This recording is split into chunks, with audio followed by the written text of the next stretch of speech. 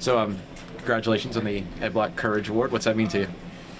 Yeah, I mean that's one of the awards that you really don't want to win, but I think anytime you win an award that's voted on by your teammates is a special thing. So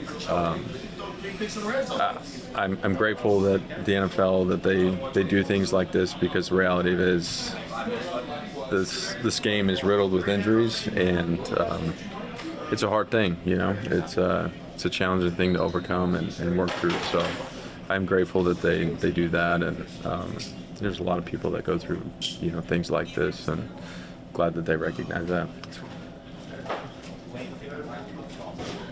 So when it comes down to going into this game up against Miami, looking at the kind of different usages that you've seen over the course of the past couple of weeks, especially last week, what's kind of stands out to you about Miami's defense and how you might be utilizing against them?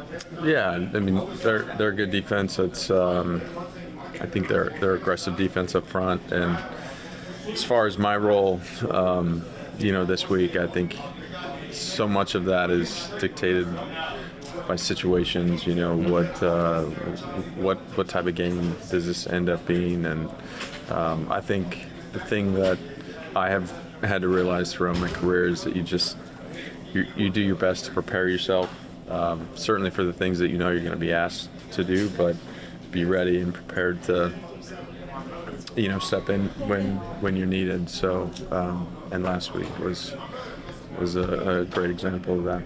Is that a kind of a tricky thing to manage? Like, going from being maybe in a place at one point to where you knew this is what my responsibility is, this is what I'm doing, and then now kind of it being something that changes? Yeah, it is tricky. Look, I think because I am moving around so much, it does require me to be very detailed in how I prep for games, and what I'm paid attention to, what I'm looking at. So I really become hyper focused on what I know I'm going to be asked to do, and then if something comes up, I think that I do my best in those situations to help out where I'm needed.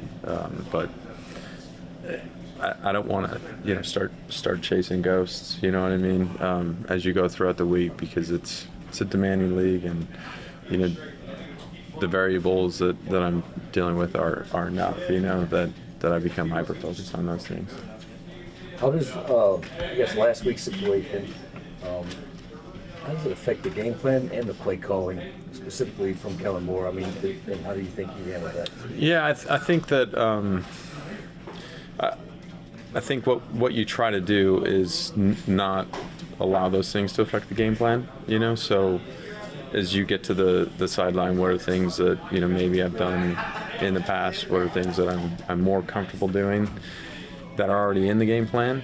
And that's kind of what would become focused on. And then as far as how Kellen handled that, I thought he handled it really well. There's some things that I just have more time on task doing, and that's kind of what we were focused on. And then there's some situations that I'd never been in before, but just throughout the nature of the drive and Deb needing a breather and stuff, that things are in the game plan for a reason. So you can't stray too far from those things. And I thought Kellen managed it really well. I thought JT managed it really well in getting me prepared on the sideline. And I thought we did a good job. Does the position groups that you work with throughout the week and things like that in practice, does that shift on a week-to-week basis, or is that consistent? I mean, from a meeting room standpoint, that doesn't change. And then I would say that who I work with from week to week does change.